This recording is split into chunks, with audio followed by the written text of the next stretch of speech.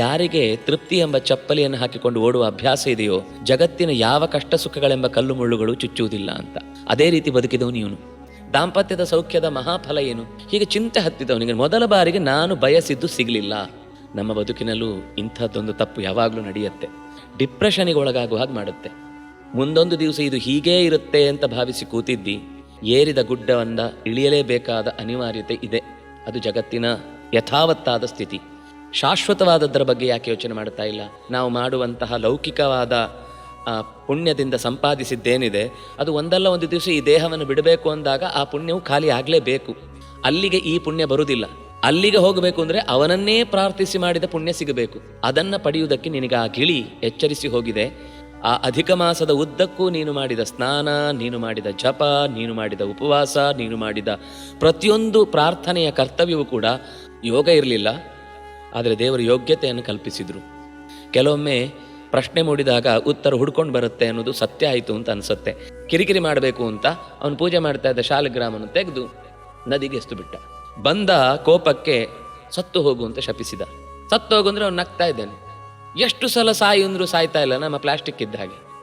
ನಾನು ಯಾಕೆ ಪೂಜೆ ಮಾಡಬೇಕು, ನಾನು ಯಾಕೆ ಜಪಿಸಬೇಕು, ನಾನು ಯಾಕೆ ದೇವಸ್ಥಾನಕ್ಕೆ ಹೋಗಬೇಕು, ನಾನು ಯಾಕೆ ಅಧ್ಯಾತ್ಮದ ದಾರಿಯಲ್ಲಿ ಹೆಜ್ಜೆ ಇಡಬೇಕು ಅಂತ ಹೀಗೆ ತುಂಬ ತಾತ್ಸಾರವಾದ ಭಾವನೆಯಿಂದ ಅದನ್ನು ನಿರಾಕರಿಸ್ತಾರೆ.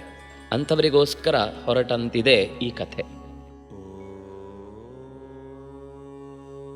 ಓಂ ವ್ಯಾಖ್ಯಾ ಮುದ್ರಾಂ ಕರಸರಸುಜೈ ಪುಸ್ತಕಂ ಶಂಖಚಕ್ರೇ ಬಿಭ್ರದ್ಭಿನ್ನ ಸ್ಫಟಿಕರುಚಿರೇ ಪುಂಡರೀಕೆ ನಿಷಣ್ಣಃ ಅಮ್ಲಾನಶ್ರೀರಮೃತವಿಷಧೇರಂಶುಭಿಃ ಪ್ಲಾವಯನ್ ಮಾಂ ಆವಿರ್ಭೂಯಾದನಘಮಹಿಮಾ ಮಾನಸೇ ವಾಗಧೀಶಃ ರಮಾಪತಿಂ ಪೂರ್ಣಗುಣಂ ಮುಕುಂದಂ ವ್ಯಾಸಂಚ ವಿಜ್ಞಾನಸಹಸ್ರಭಾನುಂ ಪೂರ್ಣಪ್ರಬೋಧಂಚ ಸುತತ್ವದೀಪಂ ಕ್ರಮಾತ್ ಗುರೂಂಶ್ಚ ಪ್ರಣಮಾಮಿ ಮೂರ್ಧ್ನಾ. ಸ್ವಸ್ತ್ಯಸ್ತು ಸತಾಂ ಶ್ರೀಗುರುಭ್ಯೋ ನಮಃ. ಹರಿ ಓಂ. ಜ್ಞಾನಗಮ್ಯ ವಾಹಿನಿಯ ಸಮಸ್ತ ಚಿಂತಕರಿಗೂ ಹೃತ್ಪೂರ್ವಕವಾದ ವಂದನೆಗಳು. ಅಧಿಕ ಮಾಸದ ಮಹಿಮೆಯನ್ನು ಹೇಳುವ ಕೆಲವು ಕಥೆ ತತ್ಕಾಲಕ್ಕೆ ಸಂಬಂಧಿಸಿದ್ದು ಅಂತ ನಮಗೆ ಮೇಲ್ನೋಟಕ್ಕೆ ಅನ್ನಿಸಿದರೂ ಕೂಡ ಎಲ್ಲ ಕಾಲಕ್ಕೂ ಸಲ್ಲುವ ಒಂದು ಸುಂದರವಾದ ಕಥೆಯನ್ನು ನಾವು ನೋಡ್ತಾ ಇದ್ದೇವೆ. ನಮ್ಮಲ್ಲಿ ಸಾಮಾನ್ಯ ಒಂದು ಜನರಲ್ಲಿ ಮಾತು ಓಡಾಡ್ತಾ ಇರುತ್ತೆ. ಕೆಲವೊಮ್ಮೆ ಕಾಳಜಿಯಿಂದ ಕೆಲವರು ಕೇಳುವುದುಂಟು, ನೀವು ಯಾಕೆ ನಿತ್ಯ ಕರ್ಮಾನುಷ್ಠಾನ ಮಾಡುವುದಿಲ್ಲ, ಪೂಜೆ ಮಾಡುವುದಿಲ್ಲ, ದೇವರ ಸನ್ನಿಧಾನಗಳಿಗೆ ಹೋಗುವುದಿಲ್ಲ, ಯಾವಾಗ ನೋಡಿದ್ರೂ ತೀರಾ ಲ್ಯಾವಿಶ್ ಆದ ಲೈಫನ್ನು ಲೀಡ್ ಮಾಡ್ತಾ ಇರ್ತೀರಿ, ನಿಮಗೆ ಎಲ್ಲ ಅನುಕೂಲ ಇದೆ, ಕೈಕಾಲು ಗಟ್ಟಿ ಇದೆ, ಮನೆ ಹತ್ತಿರನೇ ಇದೆ, ಬೇಕಾದರೆ ವಾಹನ ಇದೆ, ದೇವಸ್ಥಾನ ಅತ್ಯಂತ ಅದ್ಭುತವಾದದ್ದು, ಎಷ್ಟು ಹಳೆಯ ಕಾಲದ ದೇವಸ್ಥಾನ, ಯಾಕೆ ಓಡಾಡಲ್ಲ, ಯಾಕೆ ಹೋಗಿ ಬರಲ್ಲ? ಆಗ ಅವರ ತಕ್ಷಣ ಪ್ರತಿಕ್ರಿಯೆ ಹೀಗಿರುತ್ತೆ, ನನಗೇನಾಗಿದೆ, ನಿಮಗೆಲ್ಲ ತೊಂದರೆಗಳಿವೆ, ಅನರ್ಥಗಳ ಪರಂಪರೆಯಲ್ಲಿ ಕೊಚ್ಚು ಹೋಗ್ತಾ ಇದ್ದೀರಿ, ಅದಕ್ಕೋಸ್ಕರ ನೀವು ದೇವರ ಹತ್ರ ಹೋಗ್ತೀರಿ, ನಿಮ್ಮ ಹಣೆ ಬರಹ, ನಿಮ್ಮ ಕಷ್ಟ ಇದೆ, ಸಂಕಟ ಬಂದಾಗ ವೆಂಕಟರಮಣ ಅಂತ ಹೋಗ್ತೀರಿ ನೀವು. ನನಗಂಥ ಕಷ್ಟ ಬಂದಿಲ್ಲ, ಒಳ್ಳೆಯ ಹುದ್ದೆ ಇದೆ, ಆರೋಗ್ಯ ಇದೆ, ಮಕ್ಕಳು ಚೆನ್ನಾಗಿದ್ದಾರೆ, ಒಳ್ಳೆಯ ಹೆಂಡತಿ ಇದ್ದಾಳೆ ಅಥವಾ ಒಳ್ಳೆಯ ಗಂಡ ಇದ್ದಾನೆ, ಅಥವಾ ಸಂಪತ್ತಿನ ಸುಪ್ಪತ್ತಿಗೆಯಲ್ಲಿ ನಾನು ಮೆರೀತಾ ಇದ್ದೇನೆ, ನನ್ನ ಅಧಿಕಾರ ತಕ್ಷಣದಲ್ಲಿ ಕಳಚಿ ಹೋಗುವಂಥದ್ದೇನಲ್ಲ. ಯಾಕೆಂದರೆ ಬಹಳ ದೀರ್ಘಕಾಲದಿಂದ ನನ್ನ ಅಜ್ಜನ ಕಾಲದಲ್ಲಿ ಹಾಕಿದಂತಹ ಯಾವುದೋ ಒಂದು ವ್ಯವಹಾರ ಇದೆ, ಆ ವ್ಯವಹಾರದಲ್ಲಿ ಎಲ್ಲವೂ ಸುಖರವಾಗಿ ನಡೀತಾ ಇದೆ. ನಾನು ಯಾಕೆ ಪೂಜೆ ಮಾಡಬೇಕು, ನಾನು ಯಾಕೆ ಜಪಿಸಬೇಕು, ನಾನು ಯಾಕೆ ದೇವಸ್ಥಾನಕ್ಕೆ ಹೋಗಬೇಕು, ನಾನು ಯಾಕೆ ಅಧ್ಯಾತ್ಮದ ದಾರಿಯಲ್ಲಿ ಹೆಜ್ಜೆ ಇಡಬೇಕು ಅಂತ ಹೀಗೆ ಬಹಳ ಜನ, ಬಹಳ ಕೆಲವೊಂದು ವ್ಯಕ್ತಿ ತಿಳಿಯದೆ ಹಾಗಂತಾರೆ. ಇನ್ನು ಕೆಲವರು ಇದರ ಬಗ್ಗೆ ತುಂಬ ತಾತ್ಸಾರವಾದ ಭಾವನೆಯಿಂದ ಅದನ್ನು ನಿರಾಕರಿಸ್ತಾರೆ. ಅಂಥವರಿಗೋಸ್ಕರ ಹೊರಟಂತಿದೆ ಈ ಕಥೆ. ಚಿತ್ರಧರ್ಮ ಅಂತ ಒಬ್ಬ ರಾಜ, ತುಂಬ ಒಳ್ಳೆಯ ಪ್ರವೃತ್ತಿ ಇತ್ತು ಅವನಲ್ಲಿ. ಶ್ರೀಮಂತಿಕೆ ಇತ್ತು, ಧೀಮಂತಿಕೆ ಇತ್ತು, ಹೃದಯವಂತಿಕೆಯೂ ಇತ್ತು. ಏನೇ ಸತ್ಕರ್ಮ ಮಾಡಿದರೂ ತಾನೊಬ್ಬ ಆ ಕೆಲಸದ ಪಾಲುದಾರ ಆಗಬಾರದು, ತನ್ನ ಪರಿವಾರದ ಜೊತೆಗೆ ತನ್ನ ಈ ಕರ್ಮಕರರನ್ನು ಕೂಡ ಸೇರಿಸಿಕೊಂಡು ಕರ್ತವ್ಯವನ್ನು ನಿರ್ವಹಣೆ ಮಾಡುತ್ತಿದ್ದ. ಹಾಗಾಗಿ ಅವನ ಸುತ್ತಲಿನ ಪರಿಸರದಲ್ಲಿ ಒಳ್ಳೆಯ ಸಂಸ್ಕಾರ ಬೆಳೆದಿತ್ತು. ಅವನನ್ನು ನೋಡಿಕೊಂಡು ಅವನ ಇಡೀ ಮನೆಗೆ ಆ ಹೊರಗಿನ ಜನಸಮೂಹವು ಕೂಡ, ಪ್ರಜಾವರ್ಗವೂ ಕೂಡ ಗೌರವ ಕೊಡ್ತಾ ಇತ್ತು. ಅದೇ ಮನೆತನದಲ್ಲಿ ಹುಟ್ಟಿದವ ದೃಢಧನ್ವ ಅಂತ. ಆ ದೃಢಧನ್ವ ತಂದೆಯ ಆಳ್ವಿಕೆಯಲ್ಲಿ ಇರುವ ಸೌಖ್ಯವನ್ನೇ ಮುಂದುವರಿಸಿಕೊಂಡು ಹೋಗ್ತಾ ಇದ್ದ. ಲಕ್ಷಣವಂತನೂ ಹೌದು, ಏನಾದರೂ ಹೇಳಿದರೆ ಒಂದೇ ಸರ್ತಿ ಅರ್ಥ ಆಗ್ತಿತ್ತು, ನೆನ್ಪುಳಿತಾ ಇತ್ತು. ಮಗನ ಸಾಧನೆಯ ಬಗ್ಗೆ ಬಹಳ ಖುಷಿಯಾಯಿತು. ಯಾಕೆಂದರೆ ಅಲ್ಪಕಾಲದಲ್ಲಿಯೇ ಹೇಳಿದ ಎಲ್ಲ ಕೆಲಸವನ್ನು ಮಾಡಿ ಮುಗಿಸುವ ಛಾತಿ ಆತನಲ್ಲಿತ್ತು. ಪ್ರಜೆಗಳಿಗೆ ಈತ ಯೋಗ್ಯ ಅಂತ ಅನ್ನಿಸಿ ಚಿತ್ರಧರ್ಮ ಏನು ಮಾಡಿದ ಅಂದರೆ ದೃಢಧನ್ವನನ್ನು ಕರೆದು ಅವನಾಗಿಯೇ ರಿಟೈರ್ಮೆಂಟ್ ಲೈಫ್ ತಗೊಂಡ. ನಾವಾದರೆ ಈಗ ರಿಟೈರ್ಮೆಂಟ್ ಲೈಫ್ ಕೊಡಬೇಕು ಅವರಿಗೆ, ಅಥವಾ ಮನೆಯಲ್ಲಿ ಮಕ್ಕಳು ಕೀಲಿ ಕೈ ಯಾವಾಗ ಕೊಡ್ತೀರಿ ಅಂತ ಕಾಯ್ತಾ ಇರಬೇಕು. ಆಸ್ಪತ್ರೆಯಲ್ಲಿರುವಾಗಲೂ ಪಕ್ಕದಲ್ಲಿ ಕೂತದ್ದು ಅವನ ಮೇಲಿನ ಪ್ರೀತಿಯಿಂದಲ್ಲ, ಕೀಲಿ ಕೈಗಾಗಿ ಅನ್ನುವ ಸ್ಥಿತಿ ಬಂದು ನಿಂತಿದೆ. ಆದರೆ ಹಾಗಾಗದಂತೆ ಹಿಂದಿನ ರಾಜರು ಮಕ್ಕಳಿಗೆ ಒಳ್ಳೆಯ ಸಂಸ್ಕಾರ ಕೊಟ್ಟಿರ್ತಿದ್ರಾದ್ರಿಂದ ಅವರು ಕೀಲಿ ಕೈಯನ್ನು ಕೊಟ್ಟರೂ ಕೂಡ ಮಕ್ಕಳು ಹೋಗಬೇಡಿ ಅಂತಲೇ. ನಮಗೆ ಯುಧಿಷ್ಠಿರನ ಪ್ರಕರಣ ನೆನಪಾಗತ್ತೆ. ಧೃತರಾಷ್ಟ್ರಾದಿಗಳು ಹೊರಡುವಾಗ ತುಂಬ ವ್ಯಥೆ ಪಡ್ತಾನೆ ಯುಧಿಷ್ಠಿರ, ಹೋಗಬೇಡಿ. ಅವನಿಗೆ ಎಲ್ಲಿವರೆಗೆ ಅಂದರೆ ಮರುದಿವಸ ಅವರು ಹೋದದ್ದು ನೆನಪಿರುವುದಿಲ್ಲ. ಮರುದಿವಸ ಇದ್ದಾರೆ ಅಂದ್ಕೊಂಡು ಹೋಗಿ ಅವರ ಜಾಗಕ್ಕೆ ನಮಸ್ಕಾರ ಮಾಡಿ ಎದ್ದು ನೋಡ್ತಾನೆ, ಇಲ್ಲ, ಅಯ್ಯೋ ಎಲ್ಲಿ ಹೋದ್ರು ಅಂತ ಒಂದು ಅರೆ ಕ್ಷಣ ಗಾಬರಿ ಆಗ್ತಾನೆ. ಮತ್ತೆ ಬಿದುರು ಹೇಳ್ತಾನೆ, ನಿನ್ನೆ ತಾನೇ ಅವರು ಹೊರಟು ಹೋಗಿದ್ದಾರಲ್ವ ಅಂತ. ಅಂದರೆ ಇದು ದೊಡ್ಡವರು ಮಕ್ಕಳಲ್ಲಿ ತುಂಬಬೇಕಾದ ಸಂಸ್ಕಾರ. ಹೀಗೆ ಸಂಸ್ಕಾರವನ್ನು ತುಂಬಿದರೆ ಆ ಮಕ್ಕಳ ಕೈಗೆ ಅಧಿಕಾರವನ್ನು ಕೊಟ್ಟರೂ ಕೂಡ ಅವರು ಹಿರಿಯರನ್ನು ವೃದ್ಧಾಶ್ರಮಕ್ಕೋ ಮನೆ ಹೊರಬಾಗಿಲಿಗೂ ತಳ್ಳುವುದಿಲ್ಲ. ನಾವು ತಳ್ಳುವ ಹಾಗೆ ನಮ್ಮಲ್ಲಿ ಒಂದು ತಪ್ಪು ಕೆಲಸ ಏನು ನಡೆಯುತ್ತೆ ಅಂದರೆ, ನಾವೇನಾದರೂ ಒಳ್ಳೆಯದನ್ನು ಮಾಡಿ ಮಕ್ಕಳೇನಾದರೂ ಗೊತ್ತಿಲ್ಲದೆ ಅವರ ವಯೋಸಹಜವಾದ ತಪ್ಪುಗಳನ್ನು ನಡೆಸಿದರೆ, ನಾನು ನಿನಗೋಸ್ಕರ, ನಿನ್ನ ವಿದ್ಯೆಗೋಸ್ಕರ ಎಷ್ಟು ಖರ್ಚು ಮಾಡಿದ್ದೇನೆ, ನಿನಗೆ ಏನೆಲ್ಲ ತಂದು ಕೊಟ್ಟಿದ್ದೇನೆ, ನಾನು ನನ್ನ ಹೊಟ್ಟೆ ಕಟ್ಟಿ ಕಣ್ಣಿಗೆ ಪಟ್ಟಿ ಕಟ್ಟಿಕೊಂಡು ನನ್ನ ಎಲ್ಲ ಆಸೆಗಳನ್ನು ಬದಿಗಿಟ್ಟು ನಿನಗೆ ಇಷ್ಟು ಮಾಡಿದ್ದೇನೆ, ನೀನೇನು ಮಾಡ್ತಾ ಇದ್ದಿ ಅಂತ ನಾವು ಬೈತೇವೆ. ಆ ಮಗುವಿನ ತಲೆಯಲ್ಲಿ ಉಳಿಯತ್ತೆ, ಇವ್ರು ನನಗೇನೇನು ಮಾಡಿದಾರೋ ಅದೆಲ್ಲ ಲೆಕ್ಕ ಇಟ್ಕೊಂಡಿರ್ತೇನೆ, ನನ್ನ ಹತ್ರ ದುಡಿಮೆಯ ಸಾಮರ್ಥ್ಯ ಬಂದಾಗ ಇವರಿಗೆಲ್ಲ ಇದನ್ನು ಚುಕ್ತಾ ಮಾಡ್ತೇನೆ, ನಾನು ಅವರನ್ನು ಆಶ್ರಮದಲ್ಲಿಟ್ಟು, ವೃದ್ಧಾಶ್ರಮದಲ್ಲಿಟ್ಟು ಅವರಿಗೆ ಪೇ ಮಾಡ್ತೇನೆ, ಬೇಕಾದನ್ನು ಕೊಡ್ತೇನೆ, ನಾನೇನು ತಪ್ಪು ಮಾಡಿಲ್ಲ. ಅವ್ರು ನನಗೆ ಹೇಗೆ ಲೆಕ್ಕಾಚಾರಯುಕ್ತವಾದ ಬದುಕನ್ನು ಕೊಟ್ಟು ಇಷ್ಟು ಖರ್ಚು ಮಾಡಿದ್ದೇನೆ ಅಂತ ನನ್ನ ಮೇಲೆ ಹೇರಿದ್ರು, ಅದನ್ನು ನಾನು ಮರಳಿಸ್ತೇನೆ ಅಂತ.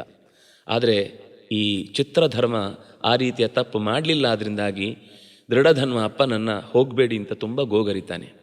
ಮನಸ್ಸಿನಲ್ಲಿ, ದೃಢಧನ್ವನ ಮನಸ್ಸಿನಲ್ಲಿ ತನ್ನ ತಂದೆಯನ್ನು ಕಳ್ಕೊಳ್ಳುವ ವ್ಯಥೆ ಇದ್ದದ್ದಲ್ಲ, ತನ್ನ ಕರ್ತವ್ಯದಿಂದ ಚ್ಯುತನಾಗ್ತೇನೆ ಅನ್ನೋ ಭಯ ಇತ್ತು. ಆದರೆ ಚಿತ್ರಧರ್ಮ ನಿಶ್ಚಯ ಮಾಡಿಕೊಂಡಿದ್ದ. ಹಾಗಾಗಿ ಪುಲಹರ ಆಶ್ರಮಕ್ಕೆ ತೆರಳಿದ. ಅಲ್ಲಿ ಅವನು ಕೃಷ್ಣನನ್ನು ವಿಶೇಷವಾಗಿ ಆರಾಧನೆ ಮಾಡಿದ, ಅವನು ಸದ್ಗತಿಯನ್ನು ಸೇರಿದ ಅಂತ ಅವನ ಬದುಕಿನ ಚಿತ್ರಣವನ್ನು ಮುಗಿಸಿ ನಂತರ ಈ ದೃಢಧನ್ವ ಆ ಅರಮನೆಯಲ್ಲಿ ಆರಾಧನೆ ಮಾಡ್ತಾ ಇರ್ತಾನೆ. ಚೆನ್ನಾಗಿ ರಾಜ್ಯಭಾರವನ್ನು ಮಾಡಿದ. ಪುಷ್ಕರಾದೇಶ ಅಂತ ಅವನಿದ್ದ ರಾಜಧಾನಿಯೇ, ಅದು ಬಹಳ ಪುಣ್ಯ ಸ್ಥಳವೂ ಆಗಿತ್ತು. ಅನೇಕ ವಿದೇಶದಿಂದ ಜನರು ಅಲ್ಲಿಯ ಪೂಜೆ ಪುರಸ್ಕಾರ ವಿಶೇಷ ಗೌರವ ಕೊಡ್ತಾ ಇದ್ರು. ಇವನು ಸರಿಯಾಗಿ ತಂದೆಯ ಒಂದು ನಿರ್ದೇಶನದಂತೆ ವಿವಾಹವೂ ಆಗಿದ್ದ. ಗುಣವಂತೆಯಾದ ಗುಣಸುಂದರಿ ಅನ್ನುವ ಹೆಂಡತಿಯೂ ಇದ್ದಳು. ವಿದರ್ಭ ದೇಶದ ರಾಜಕುಮಾರಿ ಆಕೆ, ಅಪ್ರತಿಮ ಸುಂದರಿಯೂ ಹೌದು. 5 ಜನ ಮಕ್ಕಳಾದರು. ಚಿತ್ರವಾಕ್, ಚಿತ್ರವಾಹ, ಚಿತ್ರಕುಂಡಲ, ಮಣಿಮಾನ್ ಮತ್ತು ಚಾರುಮತಿ ಒಬ್ಬಳು ಹೆಣ್ಮಗಳು, ಉಳಿದ 4 ಜನ ಗಂಡು ಮಕ್ಕಳು. ಬೆಳೆಯಿತು, ಇದೇ ಕ್ರಮದಲ್ಲಿ ಬೆಳೆಯಿತು. ಇವನು ಯಾವತ್ತೂ ಕೂಡ ಯಾವ ಜನರ ಕೆಲಸಗಳನ್ನು ವಿರೋಧಿಸ್ತಿರಲಿಲ್ಲ. ಆದರೆ ಅವನಾಗಿ ಸ್ವತಃ ಯಾವುದೇ ವಿಶೇಷ ಯಜ್ಞ ಯಾಗಾದಿ ಕಾರ್ಯಭಾರಗಳಲ್ಲಿ ಭಾಗವಹಿಸ್ತಿರಲಿಲ್ಲ.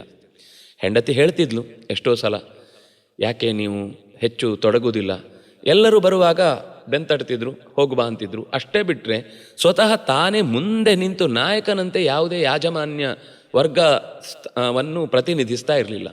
ಹೆಂಡತಿ ಬಹಳ ಬಾರಿ ಹೇಳಿದ್ಲು. ಒಂದು ದಿವಸ ಅವನು ಸುಮ್ಮನೆ ಕೂತಿದ್ದಾಗ ಅವನ ತಲೆಯಲ್ಲಿ ಒಂದು ಯೋಚನೆ ಬಂತು.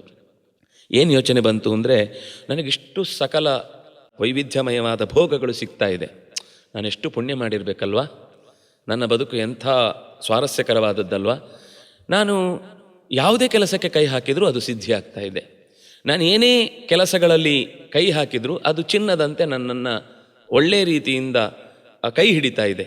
ಇದೆಲ್ಲವನ್ನು ಗಮನಿಸಿ ತನ್ನ ಪುಣ್ಯದ ಬಗ್ಗೆ ಆಗಾಗ ಹೆಮ್ಮೆ ಪಡ್ತಾ ಇದ್ದ. ನಾನು ಯಾವುದೂ ಮಾಡಬೇಕಾಗಿಲ್ಲ, ನಾನು ಮಾಡಿದ್ದೆಲ್ಲವೂ ಸರಿ ಇದೆ, ನಾನು ನಡೆಯುವುದೇ ಒಂಥರ ವಿಚಿತ್ರವಾದ ಉಳಿದವರಿಗೆ ಆದರ್ಶ ಅನ್ನುವ ಹಾಗಿದ್ದ. ಅಂದರೆ ನಾನು ಸಕಲ ಜನರನ್ನೂ ಕೂಡ ಪ್ರತಿನಿಧಿಸುವವನು. ಹಾಗಾಗಿ ದೇವರನ್ನು ನಂಬದವರು ನನ್ನೊಟ್ಟಿಗಿರ್ತಾರೆ, ನಂಬುವವರು ನನ್ನೊಟ್ಟಿಗಿರ್ತಾರೆ. ಈ ಎಲ್ಲ ಒಂದು ರೀತಿಯ ಪ್ರಜಾವರ್ಗದ ಓಲೈಕೆಯ ರಾಜಕಾರಣದ ಮಧ್ಯದಲ್ಲಿ ಒಂದು ಸರ್ತಿ ಬೇಟೆಗೆ ಹೋಗುವ ಪ್ರಸಂಗ ಬರುತ್ತೆ. ಬೇಟೆಗೆ ಹೋದ. ಅವನ ಬೇಟೆಗೆ ಒಂದು ಜಿಂಕೆ ಗುರಿಯಾಗುತ್ತೆ, ಆದರೆ ಅದು ಬಲಿಯಾಗಲ್ಲ. ಎಷ್ಟು ದೂರದ ತನಕ ಕರ್ಕೊಂಡು ಹೋಗುತ್ತೆ ಅಂದರೆ ಅವನು ಸುಸ್ತಾಗಿ ಹೋಗ್ತಾನೆ. ಆ ಹುಲ್ಲಿನ ಮಧ್ಯದಲ್ಲಿ ಎಲ್ಲೋ ಕಾಣೆಯಾಗುತ್ತೆ. ಇವನ ತಲೆಯಲ್ಲಿ ಅದು ಹುಲ್ಲು ಬೆಳೆದಿತ್ತೋ ಏನೋ ಗೊತ್ತಿಲ್ಲ, ಚಿಂತೆಗೀಡಾಗ್ತಾನೆ. ನನಗೆ ಇಷ್ಟು ಶಕ್ತಿ ಸಾಮರ್ಥ್ಯ ಫಸ್ಟ್ ಟೈಮ್ ಅವನ ಜೀವನದಲ್ಲಿ ಒಂದು ಯಾಕಾಗಲಿಲ್ಲ. ಏನೆಲ್ಲ ಸಾಮರ್ಥ್ಯದಿಂದ ಬಾಣ ಪ್ರಯೋಗದಲ್ಲಿ ಪಳಗಿದವ, ಕುದುರೆ ಸವಾರಿ ಮಾಡುವುದರಲ್ಲಿ ಪಳಗಿದವ, ಹೀಗೆ ಚಿಂತೆ ಹತ್ತಿದವನಿಗೆ ಮೊದಲ ಬಾರಿಗೆ ನಾನು ಬಯಸಿದ್ದು ಸಿಗಲಿಲ್ಲ. ನಮ್ಮ ಬದುಕಿನಲ್ಲೂ ಇಂಥದ್ದೊಂದು ತಪ್ಪು ಯಾವಾಗಲೂ ನಡೆಯುತ್ತೆ. ಮಕ್ಕಳಿಗೆ ಕೇಳುವ ಮುನ್ನವೇ ಎಲ್ಲವನ್ನು ಕೊಟ್ಟು ಕೊಟ್ಟು ಕೊಟ್ಟು ಬೆಳೆಸಿ ದೊಡ್ಡವರನ್ನಾಗಿಸಿ ಅವರ ಅಂಕೆಯಲ್ಲಿ ಏನೋ ಕಾರ್ಯಭಾರ ನಡೆಯುವಾಗ ಸೋಲು ಅನ್ನೋದವರ ಕಣ್ಣ ಮುಂದೆ ಬಂದಾಗ ತುಂಬ ಹತಾಶರಾಗಿ ಬಿಡ್ತಾರೆ. ಒಂದೇ ಸರ್ತಿ ಯಾವತ್ತೂ ಏನು ಕೈ ಹಾಕಿದರೂ ಚೆನ್ನಾಗಿ ನಡೀತಾ ಇದ್ದದ್ದು ಇವತ್ತು ಹೀಗಾಗಿ ಹೋಯ್ತಲ್ವಾ ಅಂತ ಒಳಗಿನಿಂದ ಬೇಗುದಿ ಅವರನ್ನು ಡಿಪ್ರೆಷನಿಗೆ ಒಳಗಾಗುವ ಹಾಗೆ ಮಾಡುತ್ತೆ. ರಾಜನಿಗೆ ಒಳ್ಳೆಯ ತಂದೆಯ ಸಹವಾಸ ಇತ್ತು.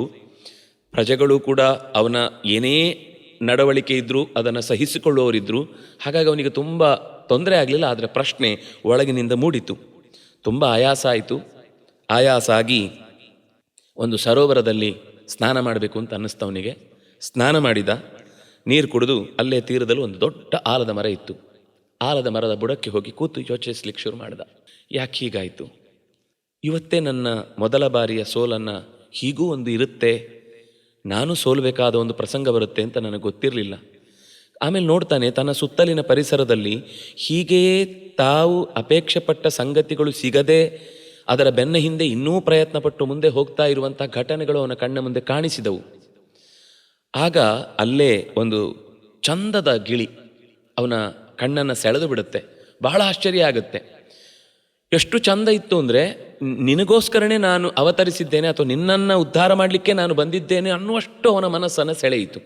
ಅದು ಒಂದು ಮಾತು ಹೇಳುತ್ತೆ, ವಿದ್ಯಾಮಾನ ತುಲ ಸುಖಂ ಆಲೋಕ್ಯಾತೀವ ಭೂತಳೆ ನ ಚಿಂತಯಸಿ ತತ್ವಂ ತ್ವಂ ತತ್ಕಥಂ ಪಾರಮೇಷ್ಯಸಿ.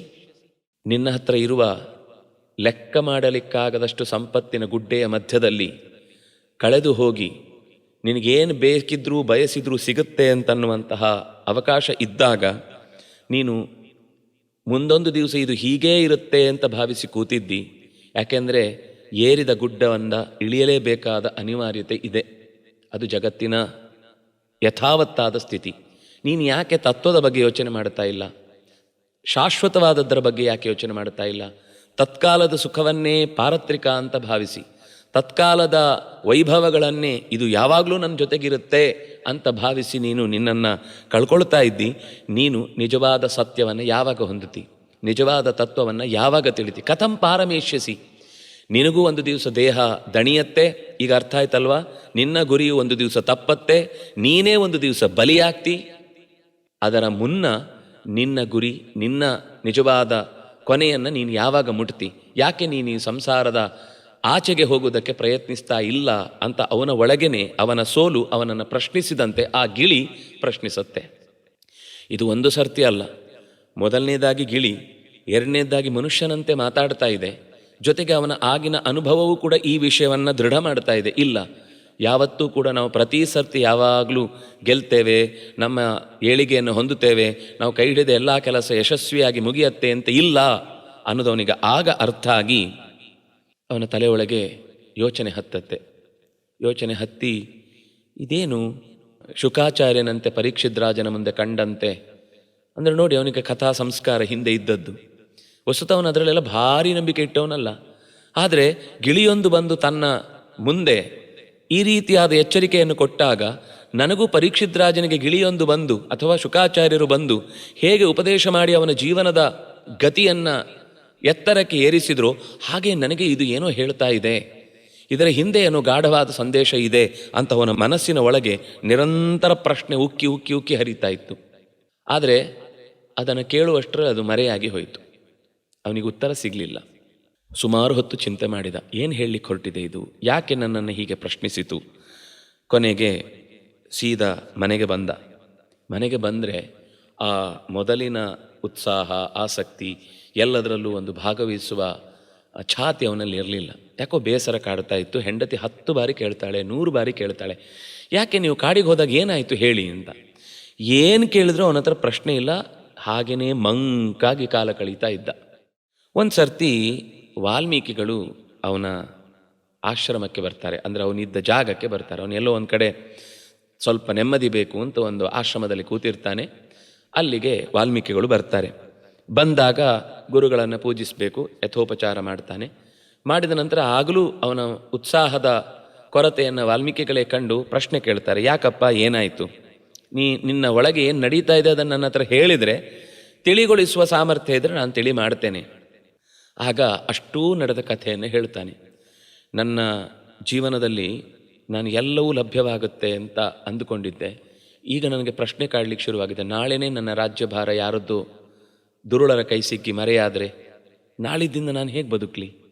ನಾಳೆ ನನ್ನ ಹೆಂಡತಿ ಬಿಟ್ಟು ಹೋದರೆ, ನಾಳಿದ್ದು ನನ್ನ ಮಕ್ಕಳು ನನಗೆ ವೈರಿಗಳಾದರೆ, ಅದರ ನಾಳಿದ್ದು ಇನ್ನೇನೋ ಒಂದು ಅವ್ಯವಸ್ಥೆ, ಅಪಘಾತದ ಮೇಲೊಂದು ಅಪಘಾತ, ಬರೆ ಇಟ್ಟ ಹಾಗೆ ಬರೆ ಮೇಲೆ ಉಪ್ಪು ಸುರಿದ ಹಾಗೆ ಉಪ್ಪಿನ ಮೇಲೆ ಮತ್ತೆ ಇನ್ನೊಂದು ಬರೆ ಎಳೆದ ಹಾಗೆ ಒಂದು ವೇಳೆ ಗಾಯದ ಮೇಲೆ ಗಾಯ ಆಗ್ತಾ ಹೋದರೆ ನಾನು ಹೇಗೆ ಬದುಕಲಿ ಅಂತನ್ನುವ ರೀತಿ ನನ್ನನ್ನು ದುಃಖ ಕಾಡ್ತಾ ಇದೆ. ಆ ಗಿಳಿಯೊಂದು ನನ್ನ ಮಾತಿನ ಎಲ್ಲ ಹಿಂದೆ ಕೊಟ್ಟ ಎಚ್ಚರ ಕಾಡ್ತಾ ಇದೆ. ನಾನು ಏನೋ ತಿಳಿಬೇಕು. ಅದೇನು ತಿಳಿಬೇಕು? ಯಾವುದು ಶಾಶ್ವತ ಅದನ್ನು ತಿಳಿಲಿಲ್ಲ. ಯಾಕೆ ನೀನು ಸಂಸಾರವನ್ನು ದಾಟಲಿಕ್ಕೆ ಬೇಕಾದ ನಾವೆಯನ್ನು ತೆಪ್ಪವನ್ನು ಏರಲಿಲ್ಲ ಅಂಥದ್ದು ಪ್ರಶ್ನೆ ಕೇಳಿತು. ನನಗೆ ಇದರ ಬಗ್ಗೆ ಜಿಜ್ಞಾಸೆ ಇದೆ. ನನಗೆ ಈ ಶ್ರೀಮಂತಿಕೆ ಇಷ್ಟೆಲ್ಲ ಇದೆ, ಆದರೆ ಈ ಒಳಗಿನಿಂದ ದುಃಖವು ಒಂದೇ ಸರ್ತಿ ಇದ್ದಕ್ಕಿದ್ದಂತೆ ಕಾಡ್ಲಿಕ್ಕೆ ಶುರುವಾಗಿದೆ. ನಾನು ಈ ಸುಖದಲ್ಲಿ ಮುಳುಗಬೇಕೋ ಅಥವಾ ಈ ಅಪಾಯವನ್ನು ನೆನೆಸಿಕೊಂಡು ದುಃಖದಲ್ಲಿ ಕರಗಿ ಹೋಗಬೇಕು? ನನ್ನನ್ನು ಪ್ರಶ್ನೆ ಕಾಡಿ ಕೊಂದು ಬಿಡ್ತಾ ಇದೆ. ನಾನು ಏನು ಮಾಡಬೇಕು ಗೊತ್ತಾಗ್ತಾ ಇಲ್ಲ ಅಂತ ಕೇಳ್ತಾನೆ. ಆಗ ವಾಲ್ಮೀಕಿಗಳು ನಕ್ಕು ಹೇಳ್ತಾರೆ, ಮಗು, ತುಂಬ ಸರಿಯಾದ ಹೊತ್ತಿಗೆ ನಿನಗೆ ನಾನು ಸಿಕ್ಕಿದ್ನೋ, ದೇವರು ನನ್ನನ್ನು ಯಾಕೆ ಇಲ್ಲಿ ಕರೆಸಿದ ಅಂತ ಗೊತ್ತಿಲ್ಲ. ಕೆಲವೊಮ್ಮೆ ಪ್ರಶ್ನೆ ಮೂಡಿದಾಗ ಉತ್ತರ ಹುಡ್ಕೊಂಡು ಬರುತ್ತೆ ಅನ್ನೋದು ಸತ್ಯ ಆಯಿತು ಅಂತ ಅನಿಸುತ್ತೆ.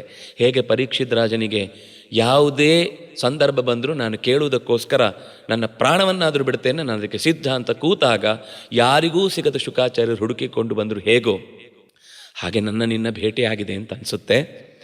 ನೀನು ಹಿಂದೆ ತಾಮ್ರಪರ್ಣಿ ಅಂತ ಒಂದು ನದಿ, ಆ ನದಿಯ ತೀರದಲ್ಲಿ ಒಂದು ಆಶ್ರಮವನ್ನು ಅಥವಾ ಒಂದು ಸಣ್ಣ ಮನೆಯನ್ನು ಕಟ್ಟಿಕೊಂಡು ಸುದೇವ ಅನ್ನುವಂಥ ಒಬ್ಬ ಋತ್ವಿಜ ಇದ್ದ. ತುಂಬ ಧಾರ್ಮಿಕ, ಸತ್ಯವಾದಿ. ಏನು ಸಿಕ್ತೋ ಅಷ್ಟರಲ್ಲಿ ತೃಪ್ತಿ ಇತ್ತು. ಭವಿಷ್ಯ ಪುರಾಣ ಒಂದು ತುಂಬ ಚಂದದ ಮಾತು ಹೇಳುತ್ತೆ. ಭಾಗವತದಲ್ಲೂ ಇಂಥದ್ದೇ ಒಂದು ಮಾತಿದೆ, ಯಾರಿಗೆ ತೃಪ್ತಿ ಎಂಬ ಚಪ್ಪಲಿಯನ್ನು ಹಾಕಿಕೊಂಡು ಓಡುವ ಅಭ್ಯಾಸ ಇದೆಯೋ ಜಗತ್ತಿನ ಯಾವ ಕಷ್ಟ ಸುಖಗಳೆಂಬ ಕಲ್ಲು ಮುಳ್ಳುಗಳು ಚುಚ್ಚುವುದಿಲ್ಲ ಅಂತ. ಅದೇ ರೀತಿ ಬದುಕಿದವನು ಇವನು. ಏನು ಕಷ್ಟಗಳ ಬಗ್ಗೆ ಅವನಿಗೆ ಬರ್ತಿರ್ಲಿಲ್ಲ ಅಂತಲ್ಲ, ಅದು ಅವನನ್ನು ಕಾಡ್ತಿರ್ಲಿಲ್ಲ. ಯಾಕೆಂದರೆ ಎದೃಚ್ಛಾ ಲಾಭ ಸಂತುಷ್ಟ, ಏನು ಸಿಕ್ಕಿತೋ ಅಷ್ಟರಲ್ಲಿ ತೃಪ್ತಿಯಿಂದ ಬದುಕುವ ಒಂದು ಸ್ವಭಾವ ಇತ್ತು. ಈ ಸ್ವಭಾವಕ್ಕೆ ಜೊತೆಯಾಗಿ ಅವನಿಗೆ ಒಂದು ಒಳ್ಳೆಯ ಹೆಂಡತಿಯೂ ಇದ್ಲು. ಗೌತಮ ಋಷಿಗಳ ಮಗಳು, ಅವಳ ಹೆಸರು ಗೌತಮಿ ಅಂತಲೇ. ಗುಣಸಂಪನ್ನೆ, ಚಂದದ ಬದುಕಿಗೆ ಒಂದು ಈ ಗೆರೆ ಹಾಕಿದ ಹಾಗೆ, ಹೀಗೆ ಇರಬೇಕು ಅಂತ ಅನ್ನೋದಕ್ಕೊಂದು ಲಕ್ಷಣ ಸೂಚಿಸಿದರೆ ಹೇಗಿರಬೇಕು ಹಾಗೆ ಇದ್ದವಳು. ನಿನ್ನ ಅನುರೂಪಳಾದ ಪತ್ನಿಯ ಜೊತೆಗೆ ನಿಮ್ಮ ದಾಂಪತ್ಯ ತುಂಬ ಸುಗಮವಾಗಿ ಸಾಗ್ತಾ ಇತ್ತು. ಒಂದು ಸರ್ತಿ ನಿಮ್ಮ ಮನಸ್ಸಿನಲ್ಲಿ ಒಂದು ಪ್ರಶ್ನೆ ಮೂಡಿತು. ಅದು ಪ್ರಶ್ನೆ ಇತ್ತು, ಗಾಢವಾಯಿತು ಒಂದು ಕಾಲಕ್ಕೆ.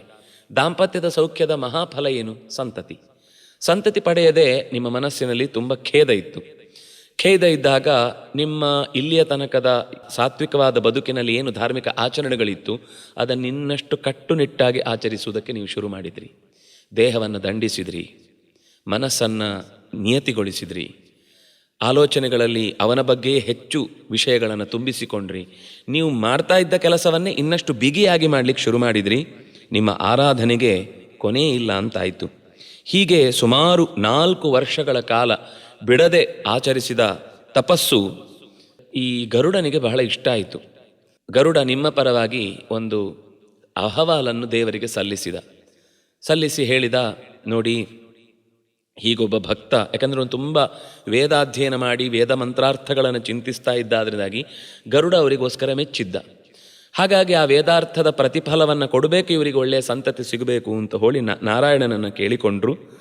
ನಾರಾಯಣ ಗರುಡನ ಅಪೇಕ್ಷೆಯ ಮೇರೆಗೆ ಅವನು ಇನ್ಫ್ಲುಯೆನ್ಸ್ ಮಾಡಿದ್ದನ್ನು ಅನುಸರಿಸಿ ಅವನಿಗೊಂದು ಮಗುವಾಗುವುದಕ್ಕೆ ಬೇಕಿರುವಂತಹ ಅನುಗ್ರಹವನ್ನು ಮಾಡಿದ. ಲಕ್ಷಣವಂತನಾಗಿ ಹುಟ್ಟಿದ ಒಬ್ಬ ಮಗ, ಶುಕದೇವ ಅಂತ ಅವನ ಹೆಸರು. ಆ ಶುಕದೇವನಿಗೆ ಅಪ್ಪ ಅಮ್ಮ ಒಳ್ಳೆಯ ಸಂಸ್ಕಾರ ಕೊಟ್ಟಿದ್ರು. ಬೆಳೆದು ಚೆನ್ನಾಗಿ ದೊಡ್ಡವನಾದ, ಏಕಪಾಠಿ ಆಗಿಬಿಟ್ಟ. ಆಶ್ಚರ್ಯ ಏನು ಅಂದರೆ, ಏಕಪಾಠಿ ಅಂತಲೇ ಒಬ್ಬರು ಗುರುಗಳು ಸಿಕ್ಕಿದ್ರು ಅವನಿಗೆ. ಅವರು ಯಾವುದೇ ವಿಷಯನೂ ಒಂದು ಸರ್ತಿ ಕೇಳಿದ ಮೇಲೆ ಮತ್ತೊಂದು ಸರ್ತಿ ಕೇಳ್ತಿರ್ಲಿಲ್ಲ. ಅದೇ ಗುರುಗಳ ಭಾವವನ್ನು ತಾನೂ ಕೂಡ ಗ್ರಹಿಸಿ ಅವನು ಏಕಪಾಠಿ ಆದ. ಏಕಪಾಠ ಅಂದರೆ ಒಂದು ಸರ್ತಿ ಕೇಳಿದ ಮೇಲೆ ಮತ್ತೆ ಅದರಲ್ಲಿ ಸಂದೇಹ ಬರದಂತೆ ಗ್ರಹಿಸುವ ಧಾರಣ ಸಾಮರ್ಥ್ಯ, ನೆನಪಿಟ್ಟುಕೊಳ್ಳುವ ಸಾಮರ್ಥ್ಯ, ನೆನಪಿಸಿದ್ದನ್ನು ಆ ಕಾಲಕ್ಕೆ ಸರಿಯಾಗಿ ಅದನ್ನು ಪ್ರತಿನಿಧಿಸುವ ಸಾಮರ್ಥ್ಯ ಆ ಹುಡುಗನಿಗೆ ಬಂತು. ಒಂದು ರೀತಿಯಲ್ಲಿ ಸಕಲ ಶಾಸ್ತ್ರಗಳ ಅಧ್ಯಯನವೂ ಕೂಡ ನಡೀತಾ ಇತ್ತು. ಒಂದು ಸರ್ತಿ ಅವರಿದ್ದ ವಾಸವಾಗಿದ್ದ ಜಾಗಕ್ಕೆ ತಪಸ್ವಿಗಳಾದ ದೇವಲ ಅನ್ನುವ ಮುನಿಗಳು ಬಂದರು. ಶುಕದೇವನನ್ನು ನೋಡಿದರು. ಅವನ ನಡೆ ನುಡಿ ಎಲ್ಲದರಲ್ಲಿರುವ ಅಸಾಧಾರಣವಾದ ಅವನ ಗುಣವಂತಿಕೆಯನ್ನು ಕಂಡು ಪ್ರಶಂಸೆ ಮಾಡಿದರು. ಲಕ್ಷಣವಂತನಾದ, ಗುಣವಂತನಾದ, ವಿದ್ಯಾವಂತನಾದ ಒಬ್ಬ ಮಗ ಇಂಥವನು ಇದ್ದರೆ ಸಾಕು, ನಮ್ಮ ಬದುಕು ಬಹಳ ಎತ್ತರಕ್ಕೇರುತ್ತೆ. ಆದರೆ ಆ ತಂದೆ ಹತ್ರ ಒಂದು ಮಾತು ಹೇಳ್ತಾರೆ. ಏನು ಅಂದರೆ, ಇವನು 12ನೇ ವರ್ಷಕ್ಕೆ ದೇಹವನ್ನು ತೊರೆಯುವಂಥ ಒಂದು ಮೃತ್ಯುಯೋಗ ಈತನಿಗಿದೆ. ಇವನ ನೋಡಿದಾಗ ಮೃತ್ಯುವಿನ ಕಳೆ ತುಂಬಿ ತುಳುಕ್ತಾ ಇದೆ. 12ನೇ ವರ್ಷದಲ್ಲಿ ಇವನಿಗೆ ಸಾವು ಬರುತ್ತೆ ಅಂತ ಅವರು ಹೇಳಿದ ಹಾಗೆ 12ನೇ ವರ್ಷ ಬರುವ ಸಮಯದಲ್ಲಿ ಸುದೇವ ಒಂದು ಸರ್ತಿ ಈ ಸಮಿಧೆ ಇತ್ಯಾದಿಗಳನ್ನು ತರಲಿಕ್ಕೆ ಹೋಗಿದ್ದ ಅಪ್ಪ. ಮಗ ಈ ಉಳಿದ ಸಹಪಾಠಿಗಳ ಜೊತೆಗೆ ಅಲ್ಲೇ ಒಂದು ಕೆರೆ ಇತ್ತು.